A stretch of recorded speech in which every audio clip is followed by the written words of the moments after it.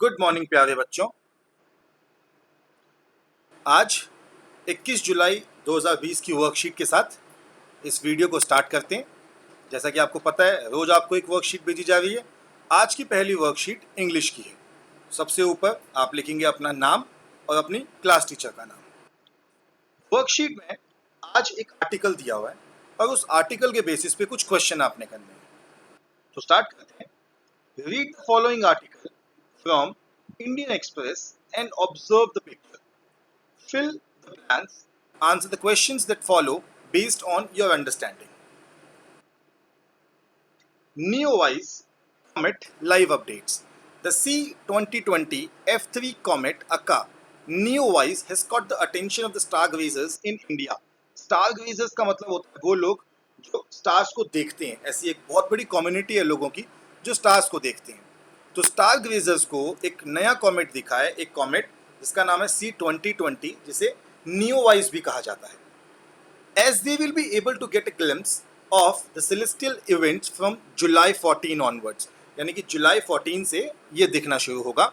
The comet will be visible to the naked eye for 20 minutes every 20 days, यानी कि 20 minute तक वो दिखेगा 20 दिन के लिए। On July 14, the comet was visible an hour before the dawn sky.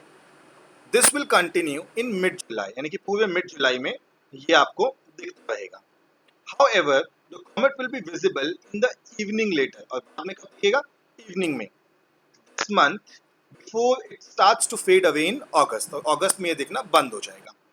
It will be visible only through binoculars and telescopes before disappearing next month as it enters the outer orbit of our solar system. यानी कि ये सिर्फ telescope और binocular से ही दिखेगा, इसको आप normal आंखों से नहीं देख सकते, और अगले महीने ये हमारे सोलर सिस्टम, हमारे सौर मंडल में बाहर चला जाएगा, इसलिए फिर दिखना बंद हो जाएगा।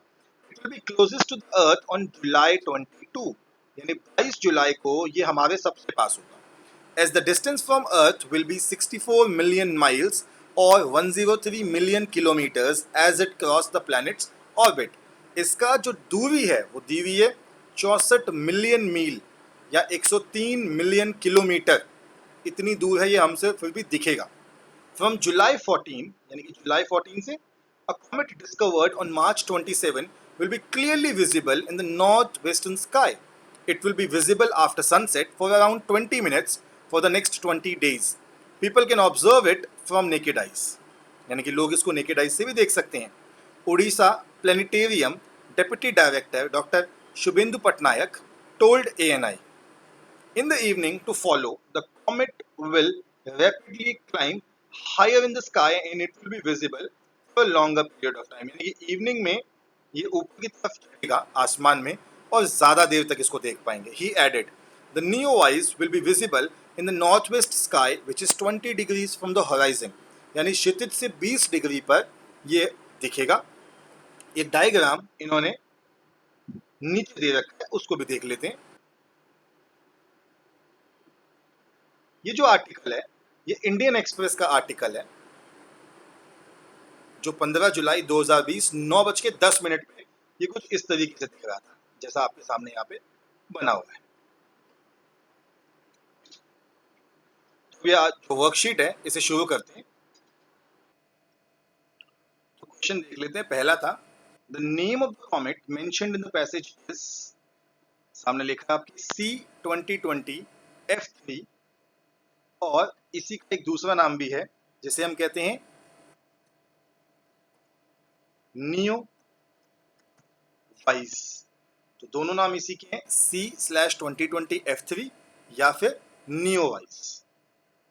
दूसरा प्रश्न है, the comet will be visible clearly in the Indian sky in the month of. तो कौन से महीने में था ये अगर आपको याद हो तो ये विजिबल होगा in the month of July.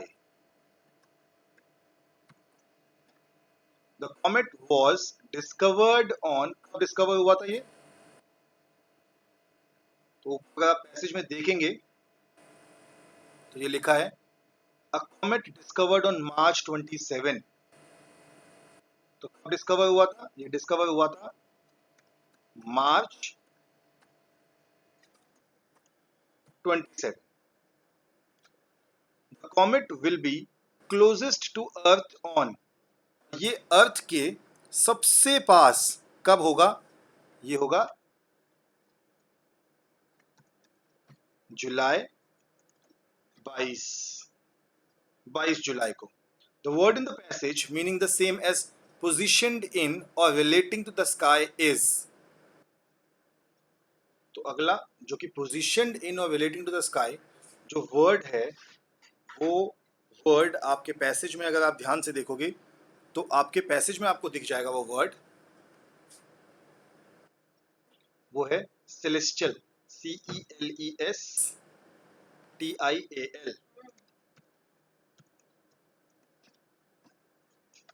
आगे बढ़ते हैं. अगला प्रश्न. Dr. Shubhendu Patnaik says that the comet will be visible with naked eyes in the Indian sky.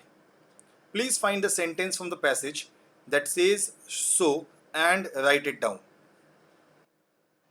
तो ये अगला क्वेश्चन 6 है. ये हमें सेंटेंस ढूंढने के लिए कह रहा है पैसेज से. कौन सा सेंटेंस जिसमें डॉक्टर शुभेंदु पटनायक ने बोला हो that the comet will be visible with naked eyes in the Indian sky. देख लेते हैं डॉक्टर शुभेंदु पटनायक का सेंटेंस ये है. In the evening to follow, the comet will rapidly climb higher in the sky and visible for a longer period. उन्होंने यही बताया था. He added, the neowise will be visible in the northwest sky, which is 20 degrees from horizon. ये आपका अगला answer हो गया. आखिरी प्रश्न रह गया. आखिरी क्वेश्चन भी देख लेते हैं इसका. You have read about comet in class 8 in the lesson named The Comet. The Comet नाम के चैप्टर में हमने कॉमेट के बारे में पढ़ा था. Do you know any popular belief about watching a comet? If yes, then write it down. तो क्या आपको पता है इस कॉमेट के बारे में कोई और चीज़ आप जानते हो जो आपको पता हो, जो आपने सुन रखी हो अपने आसपास से? तो एक चीज़ कॉमेट के बारे में जो मैंने बहुत सुनी है वो है दैट अगर आप किसी कॉमेट को देखो, जो मांगो वो मिलता है. तो लिख लेते हैं. Popular belief: if you see a comet and make a wish, it will come true. जो मांगोगे वो मिलेगा. सिंपल. तो इसी के साथ आपकी इंग्लिश की वर्कशीट एंड होती है. आगे बढ़ते हैं आपकी अगली सब्जेक्ट की वर्कशीट के साथ, जो कि है सोशल स्टडीज, सामाजिक विज्ञान.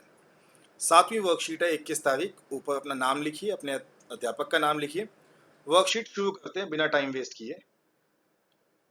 गांधी जी 1915 में दक्षिण अफ्रीका से भारत लौटे. उन्होंने दुनिया को संघर्ष का अनोखा तरीका सिखाया. 1915 से 1916 तक उन्होंने भारत के बहुत से हिस्सों का दौरा किया. उसके उपरांत उन्होंने भारत के अनेक हिस्सों में सत्याग्रह आंदोलन चलाया. सत्याग्रह व अहिंसा का विचार. मालगुडी को गांधी जी का शुरुआत करने का सम्मानजनक अवसर मिला था. जोर से नारा गूंजा, गांधी जी की जय.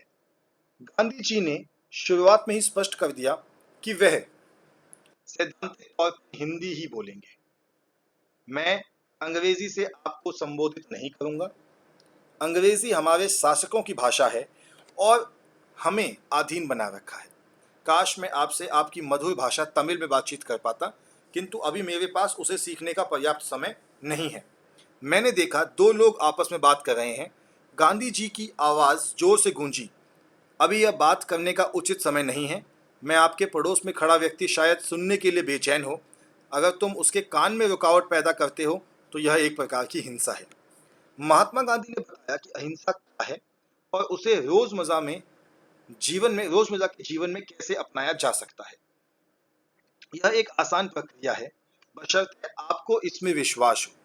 अगर आपको अपने आप पर ध्यान दें, तो आप उस छोटे बड़े सभी कार्यों व विचार से बच सकते हैं जिससे किसी को दुख पहुंचने की आशंका है. यदि आप सतर्क रहें तो यह आपको स्वाभाविक ही आ जाएगा. यदि किसी ने आपके साथ अन्याय किया है या ऐसा कुछ किया है तो आपको बुराई के रूप में प्रतीत होता है, तो सिर्फ उस बुराई के अंत के लिए प्रार्थना कीजिए, उस व्यक्ति के लिए अतिरिक्त स्नेह की भावना विकसित कीजिए और आप पाएंगे कि आप उसमें बदलाव लाने में सक्षम हैं। तो ये आज की वर्कशीट थे। प्रश्न देख लेते हैं इसके। आपके अनुसार गांधी जी ने सैद्धांतिक तौर पर हिंदी में बोलने का निर्णय क्यों लिया? तो इसके पीछे तीन मुख्य कारण थे। उनके उनके जो हिंदी बोलने को लेकर थे, उसके तीन मुख्य कारण थे। उसमें उन्होंने साफ लिखा है, बिल्कुल अगर आप देखेंगे यहीं पे बिल्कुल पॉइंट में साफ लिखा है कि वे सैद्धांतिक तौर पर हिंदी ही बोलेंगे। क्यों? क्योंकि अंग्रेजी हमारे शासकों की भाषा है और उसने हमें अधीन बना लिया है। यानी उनके हिसाब से अंग्रेजी भाषा ने हमें अधीन बनाया था, इसीलिए वो अंग्रेजी नहीं बोलते। तो ये आपके पहले प्रश्न का आंसर है। आंसर को थोड़ा सा मॉडिफाई कर लीजिएगा अपने हिसाब से कि सैद्धांतिक तौर पर हिंदी ही बोलेंगे क्योंकि अंग्रेजी शासकों की भाषा थी और अंग्रेजी ने हमें अधीन बनाया हुआ था। दूसरा प्रश्न देखते हैं। गांधी जी एक प्रकार की हिंसा की बात कर रहे हैं, वह क्या है? क्या आपने कभी इसका सामना किया है? एक उदाहरण दीजिए। तो देखते हैं कौन सी हिंसा की बात महात्मा गांधी जी कर रहे हैं इस लेख में। तो उन्होंने देखा कि जब आपके पड़ोस में खड़ा व्यक्ति शायद सुनने के लिए बेचैन हो, अगर तुम उसके सुनने में रुकावट पैदा करते हो तो यह भी एक प्रकार की हिंसा है। इस हिंसा का गांधी जी ने वर्णन किया था। उनके हिसाब से यदि आप अपने पड़ोस में खड़े व्यक्ति के काम में अड़चन पैदा करते हैं तो ये अड़चन पैदा करना भी एक तरीके की हिंसा है। और ऐसा हमारे जीवन में भी बहुत बार होता है। आप सुबह असेंबली में खड़े हैं, कुछ इंपॉर्टेंट चल रहा है, आप उसे सुनना चाहते हैं, लेकिन आपके पीछे खड़ा बच्चा बातें कर रहा है, तो ये भी एक प्रकार की हिंसा है जिसके कारण आप असेंबली में ध्यान नहीं दे पा रहे हैं। तीसरा प्रश्न देखते हैं। क्या आप अपने आसपास रोजमर्रा के जीवन में जाने अनजाने में घटित कुछ अन्य ऐसी घटनाओं को खोज सकते हैं जो एक प्रकार की हिंसा हो? तो तीसरा प्रश्न जो है वो आपने अपने जीवन के आधार पर लिखना है। ऐसा बहुत बार होता है कि वह हिंसा हो। यदि सड़क में जाते हुए किसी व्यक्ति द्वारा किसी दूसरे व्यक्ति को चोट पहुंचाई जाए तो वो एक प्रकार की हिंसा है। कई बार आपने देखा होगा कि आपके घर के आसपास व्यक्ति, जो जानवर हैं आसपास रहने वाले, आसपास के डॉग हैं या गाय हैं, उनको परेशान कर रहा है, वो भी एक प्रकार की हिंसा है। यदि आप किसी व्यक्ति को उसका काम ना करने दें तो महात्मा गांधी जी के अनुसार ये भी एक प्रकार की हिंसा है। तो हिंसा केवल तब नहीं जब आप किसी पर हाथ उठाएं, हिंसा तब भी है जब आप किसी व्यक्ति को उसके जीवन में जो वो काम करना चाहता है वो ना करने दें। गांधी जी ने बुराई का अंत करने के लिए क्या सुझाव दिया? चौथा प्रश्न, क्या इस सुझाव का अनुसरण करना आसान है? तर्क दीजिए। तो देखते हैं। तो देखिए, गांधी जी ने कहा है कि अगर आप अपने आप पर ध्यान दें तो आप छोटे बड़े सभी कार्यों व विचारों से बच सकते हैं जिससे किसी को दुख पहुंचने की आशंका है। यदि आप सतर्क रहें तो यह आपको स्वाभाविक ही आ जाएगा। तो उन्होंने दूसरों के लिए भी कहा है कि यदि किसी ने आपके साथ अन्याय किया है या ऐसा कुछ किया है जो आपको बुराई के रूप में प्रतीत होता है, सिर्फ उस बुराई के अंत के लिए प्रार्थना कीजिए। उस व्यक्ति के लिए अतिरिक्त स्नेह की भावना विकसित कीजिए और आप पाएंगे कि आप उसमें बदलाव लाने में सक्षम हैं। यानी कि हम यदि किसी में बदलाव लाना चाहें तो उसके लिए हमें उस व्यक्ति के लिए अतिरिक्त स्नेह की भावना लानी पड़ेगी। जब हम उसके लिए अतिरिक्त स्नेह की भावना लाएंगे तो ये बदलाव उसके जीवन में परस्पर आ जाएगा और उसके जीवन में बदलाव से हमारी बहुत सारी परेशानियां अपने आप ही सॉल्व हो जाएंगी। तो यह आपकी आज की वर्कशीट थी जिसके सभी आंसर हमने डिस्कस कर लिए हैं।